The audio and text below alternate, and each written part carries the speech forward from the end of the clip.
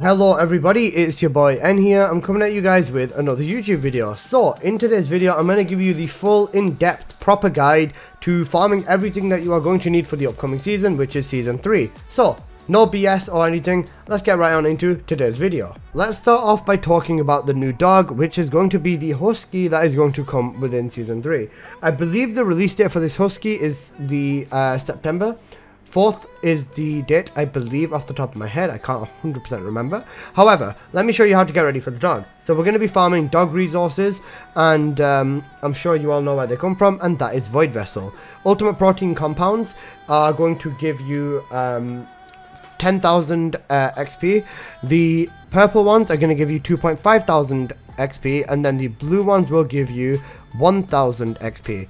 To get this dog all the way to max, you're going to need 50k. So it's either 5 of these, 25 of the purple ones, or 50 of the blue ones. So yeah, let's get on into the farming method for these dog resources then. So to farm this, I would recommend Void Vessel in hard. Why hard over normal? I'm sure you probably know anyways. Hard mode will give you more resources out of each box that you open, because there's going to be 2 boxes that we are looking for specifically inside Vessel. I'll give you a quick example of a little bit of gameplay. I'm sure you all know how to run Void Vessel anyways, but I'll just show you which boxes it is that you are going to want to go for.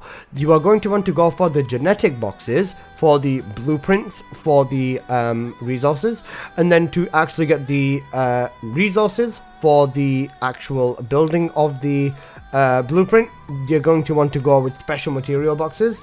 So special material boxes and genetic boxes is going to be what you are going to want to hunt down. So I'm just going to quickly run a little bit of Vessel. I don't know why my bunny's MP bar is literally lagging. What the hell? Amazing game. Right, never mind, let's just go with it. So, I'm just going to run a little bit of Vessel, and I'm hoping that the door opens that way, because I want to show you guys a little bit of additional information. It's a little bit of a nicer thing to know about, I guess. And yeah, okay, please open this way.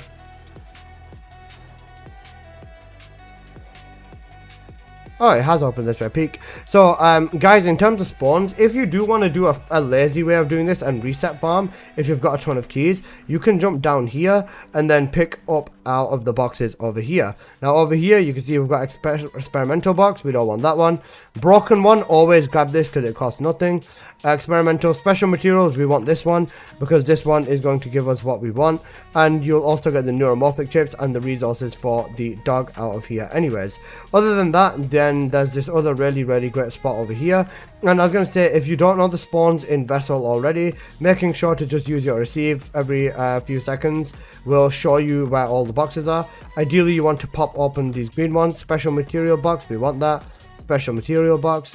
You just want to keep hunting and popping through all your boxes. Getting catalyst resources is also another really good thing that can happen out of there. So this is another example out of there. Special material boxes can also give catalyst resources, which is something you 1,000,000% are going to want to need. Experimental boxes, we didn't get any of the genetic boxes, so you just keep running the mission, so on and so forth. I don't need to show you how to run Void Vessel. I'm sure you guys know how to do that at this point. Next up, let's talk about the Descendants, investments, and catalysts that you are going to need for the future. So starting off, Ultimate Eugen will be coming in Season 3, along with Ultimate Luna. So I'm going to talk about just a quick investment, a quick setup that you can run on them now if you would like to pre-invest, which I would recommend. For Eugen, I would recommend using the Profiting Allergy build. This is what I use based off whatever I've been going with. If you want to change it up, this is the more safer version, but honestly I don't need the HP, but I still play it like this. It's a pretty fun build. You could use this with Hunter as well. However, this is what I run with. I can update this reactor because I did indeed get a singular, actually never mind, it's fine. We'll just use this. Singular and non-attribute would be good for Eugen on the reactor, and then an enlightened mage set. Max HP, max MP recovery out of combat, MP recovery in combat, MP recovery modifier, and defense. Max HP and defense on all of the cores. For the weapon, a sprint weapon for me, a peacemaker. I do have a build on here, but I'm not using I've not updated this stout stick yet. A really good weapon for Eugen, divine punishment. I'm gonna release a video on this soon, even though I'm giving it in this video. Then this is what I would recommend for the damage setup on here. Then a Malevolent, of course, goes with everything. Make sure to change your element accordingly. And for your modules on here, 3 elements for damage, your enhancement, priority, and circulation module, and basically that's all you need on the Malevolent. Now, that's what I would quickly recommend with Eugen. For your tree, defense neutralization if you're kicking with it, and yeah, this is just a fast, quick setup that you could use with Eugen. Ideally, if you've invested in Eugen and I've got full cats on a build like this, then I would recommend keeping on the side maybe 4 or 5 catalysts to update Eugen. You shouldn't really ever realistically need more than that, but this is just what I would recommend for Eugen, or otherwise known as my homie Eugene. Next up, Luna. So let's talk about Luna real quick. For Luna, I would recommend making the skill power buff build, which is on screen right now, and then also making the firearm buff build, which is basically just changing a red module and adding in a little bit of additional range. So the way you play Luna is when you play her minigame, you press her 1 and it enhances crit rate, crit damage, and skill power. You use her 3, you enhance MP recovery amount and resource cost. Then for her 4th one, you enhance cooldown and basically cooldown reduction rate. So that's essentially what it is. When you fully charge the bar and enhance it, it'll just boost the effects of this with Luna specifically. So that's something that you would want to build for skill power. Firearm buff works the exact same way, except it slightly changes the stats. This will give firearm attack and crit rate, and then the 3rd ability still gives MP, and then the 4th ability will give weak point. So that's what you'd want with Luna for her actual buffing builds. So weapon of choice really doesn't matter. Sprint core on here, or just a weapon with brisk walk is the key. Quick Luna setup. Cooldown duration up on this for the reactor, then 2 pieces of ascending armory for HP, and then 2 pieces of annihilation for HP. You want as much HP and as much survivability as you can get, so you'd want to be using HP across all of it. I just realized these 2 have shield on it, forgive me for that. Change that over to HP. I suck at the game, forgive me. But yeah, other than that, ideally for inversions, just adrenaline rush. And then for your arcade tuning tree for this is what you'd want to go with for Luna. You just want to get as much MP as you possibly can, and HP as well. This is the tree for buffing Luna that you'd want to run with. Now for Noise Surge Luna, your DPS Luna, it's a little bit different. These are the modules you would want to run on screen right now. A little bit of survivability and quite a bit of damage on there. Then for your reactor, you'd want to go with, I can actually put the correct reactor on now. Where is it? I found it the other day. It was a singular and crit damage reactor. It might be at the bottom. There it is. Singular crit damage reactor for Luna. I'll fix this up and get my fusions in there. For this, you'd want to go with a mage set. Again, same principle, max HP. You'd want the MP recovery out of combat, in combat, and then modifier for Luna as well. Then for your weapon, it doesn't really matter. Just make sure you've got... I've lost it, but make sure you have brisk walk on your weapon. Same principle applies. For your Noise Surge damage tree, this is what I would recommend going with. Defense neutralization is a very good one. If you want to use non-act cohesion, feel free to do so. For the weapons, it doesn't really matter, but those are like the 2 main builds, or all of the builds you'd want to be running on Luna. And then for Eugen, that's an optional build, but these Luna builds are definitely something that you would want. And same principle applies. If you put your catalysts into them, I would say maybe get like 3, 4, 5 catalysts additional, just in case, because you're going to most likely have to re-catalyst and maybe change some builds up.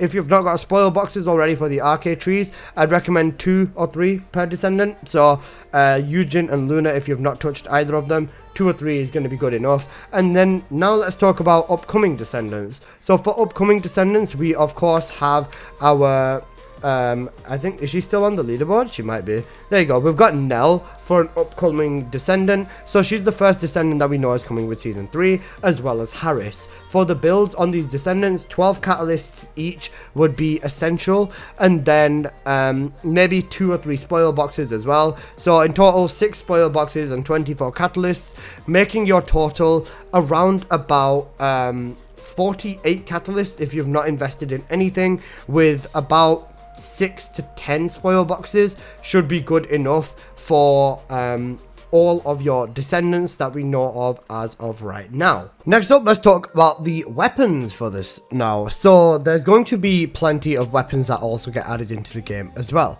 Now, two examples of this would be the Eraser and another one would be the Exterminator. One of these, I believe the Exterminator, is going to be the Battle Pass weapon.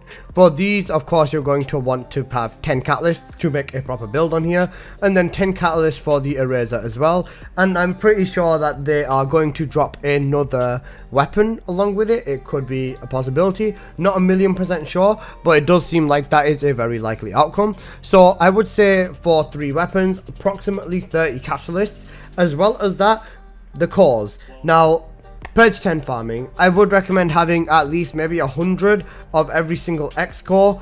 That's just the first thing that comes to my head. You might get it in 1 roll, you might get it in 500 rolls. It's completely RNG based, but this is just in general.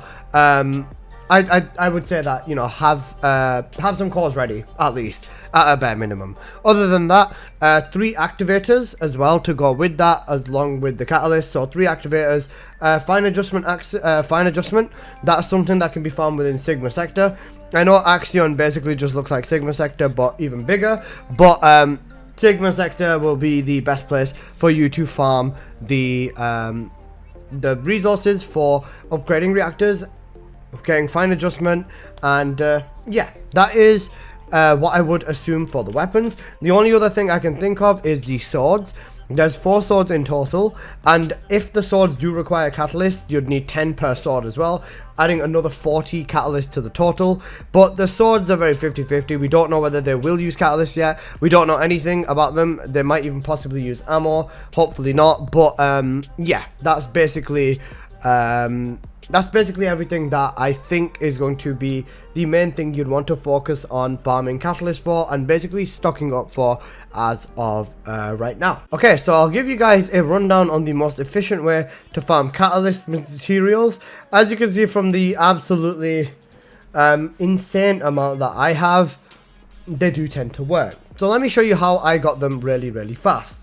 Let's start off with Murky Energy Residue. To start off with Murky Energy Residue, now for this it's going to be sterile lands, and if you get the 400% for Unknown Lab or for Forgottens, you can speedrun this very fast and you get 7 Murky Energy Residue, and then Elites also drop Murky Energy Residue. Now, I'm going to give you a quick shot of the Unknown Lab, because the Unknown Lab I feel is the faster one. In a 250%, it really doesn't matter. I'm showing you this method instead of the 400 because this one is more consistent, and of course, you know, if you are playing and there's no 400%, this is going to be what you are going to end up doing anyways. So once you get to around about this segment is going to be where you're going to get your Murky Energy. So you just want to kill everything over here, and then on this second side, an elite over there is going to spawn. Once that said elite spawns, you're just going to want to nuke this elite. Just him over there. Kill him. He'll drop Murky Energy Residue. As you can see, I got 13. And then you're just going to want to quit and reset. Doing this in solo is going to just be the fastest thing that you can do for Murky Energy. And Murky Energy, thankfully, you usually get over 10 every single run. So you will be able to craft a catalyst for every single one it is that you do. So overall, very, very easy, and yeah, that's Murky Energy Residue. Next up, let's talk about the Macromolecule Biogel. For this one, it is going to be the Echo Swamp. Now, Echo Swamp Outposts is the fastest way, along with the 400%. If you get the Chapel 400%, you can get 18 Macromolecule in about 2-3 minutes. But with that, I would say that the 400% isn't as efficient as, of course, you know, running the outpost. With the outpost, you have a 50% chance of actually getting the macromolecule. However, with the dungeon, this can obviously take much longer than just 2 minutes. Over here, you can see we do have the chapel or the seed vault. Seed vault's not the one. You specifically want the chapel, the one up here, because this is the one that will give you the macromolecule, as you can see over there. And yeah, running this on repeat is a really good way to get your macromolecule. But the better way is, of course, going to be the outpost. With an outpost, if you just go in with literally any descendant, you can just go in and absolutely nuke the crap out of the outpost, get the macromolecule as a drop, and wait 30 seconds and then do it all over again. Let me just quickly have a look. Did I even get there from here? Nope, I didn't get any for this run, so on and so forth. You basically just keep running this on repeat until you do get it. So that would be the main way that you would want to farm yourself the macromolecule biogel. Now there is also this outpost over here in Mustegeg Swamp. This is also another good outpost. You can use Freyna and literally one button this outpost with her 3 or with her 1. Just build for a little bit of duration and some range, and then you're good to go. Next up, we have the mixed energy residue. For this mixed energy residue, I would recommend coming to Agna Desert and going private, and then going over to the Remnant. Now the main reason we are going over to the Remnant is because of the spawns in this location. The spawns inside of the Remnant are very, very close together, and with a sprint speed on your Enzo, because you are going to be using Enzo to crack open the vaults, this is going to be the best way for you to do so. Now even with this, simply if I just go on to Enzo and then just use a triple sprint speed weapon, so I'll pull out my other peacemaker.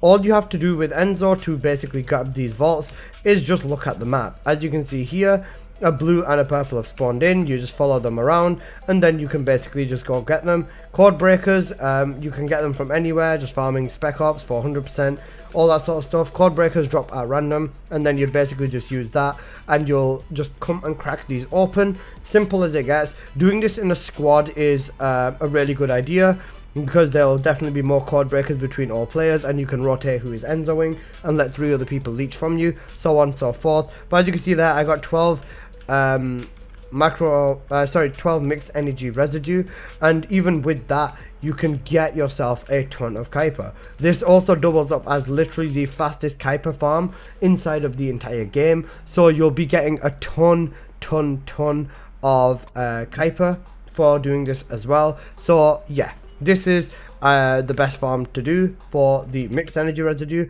because even with the spawns, from going from here to here to here, or alternatively to here and here, it is all very, very fast. And even with this, that spawn over there is literally just this house over there, and you can essentially basically make it almost the entire way to the house with just a single grapple around there and over here to the vault. The spawns are very close together, so it is it's definitely worth running in this location. On to the final part and the best part, the advanced neural circuit, otherwise called the blue brains. For the best farm for the advanced neural circuits, you're going to want to come up to the White Knight Gulch, and then you are going to want to come over to the shipment base and up to this mission over here called the Fortress Courtyard. So for a solo farm, this is what you would do with Jaber. You would essentially want to go over to the spot where the elite mob will spawn. The elite mob is going to spawn right over here. So you would put your turret down over here, and then you would just want to make sure you've got a good amount of duration on your turret, and that's basically it. Whilst over here you can put a medical turret down, it's optional. You'd want to start the mission, and then you would want to wait until the elite shows up on the left side of your screen, just under the Fortress Courtyard mission. As soon as the elite is dead, abort mission and reset. You would basically do this on repeat, and then you'd just keep using your third ability with Jaber to basically make your turrets infinite. And that's essentially what you would do for this entire blue brain farm with Jaber. It's tedious, absolutely tedious, and this is very, very simple. This is everything that you're going to need to farm blue brains with Jaber, and yeah, this is the solo strat, and it's absolutely the fastest. Now if you do this on normal mode, you will be guaranteed a 100% drop rate, and as you can see here, the dog's just gone and picked up the drops. We've been getting the macromolecule biogel, advanced neural circuit. I keep saying macromolecule, but there you go. This is how you would do it solo. Now if you were to do this duo, however, just 1 or 2 things change. It's fairly simple. For duoing, what you would essentially want is player 1 to start this mission over here, the DNA detector spray zone, and then you would also want the player to duo stand over there and just be ready to kill the elite. Player 2 would then start the mission over here and then wait for the elite to spawn. The player who is already standing down there will kill the elite. The player who killed the elite will get the drop for killing the elite, and then this player will reset, and then after like 5 minutes just go over there and grab all of the drops, so on and so forth. You can do this as a duo method as well. It's a lot less painful that way if you've got a friend that's willing to sit through it all with you. So that is what I would recommend for the blue brains. Now for the actual catalyst blueprint in itself, let me give you the simplest way to do this as well. So let's say, for example, we've got the 400% over here, we've got ourselves today, we've got Forgottens. With this over here, you would choose 400%. We'd also choose number 3 because this can be opened inside of a void fusion reactor. If you go over here, you can see 60, then if you press L, you can see where it's linked to. In this instance, Sterile Land Rockfall Zone. You'll run this mission and pick a bunch of these up, and then you would want to go back out. You'd want to go to the Sterile Land and you'd want to go to the Rockfall Zone, and then you can open this up very, very quickly at the Void Fusion Reactor. Now, why is this better than Colossi? Because you can spam this. A Void Fusion Reactor, thank you for the follow, David, I really appreciate that. A Void Fusion Reactor can be used and taken advantage of much more faster than a Colossi can. Until they add an instant respawn button to the Colossi, this is going to basically be the superior farm. Now with this, it's fairly simple. You just spawn in. If you use Glay or you use Valby, you can literally just stand up here probably and just throw water all the way down over there. Same could be said for Glay and stuff like that, but just in general, you'd just grab the one elite, you'd let him spawn in, you'd nuke him, and then you are ready to open your material pattern. In the meantime, you can open and set the reactor to go again, so on and so forth. If you farm this with a friend, your friend can take care of the first spawn for you, you can take care of the second spawn, and there you go, catalyst, simple as it gets. This is essentially what you would want to be doing to open up your catalyst essentially the fastest way possible. And you're going to look at this now, and it's going to be a back-to-back catalyst. That shows you how valid this farm is. So yeah, this is essentially how you would want to, oh god damn, it's not a catalyst, I got played, but just in general, this is how you would farm yourself the catalyst blueprints. So I feel like I've covered everything, and I hope you guys have enjoyed. If you did, please just smash that like button. If there's anything you think I missed, please leave it in the comments, and yeah, I'll see you in the next one. Peace.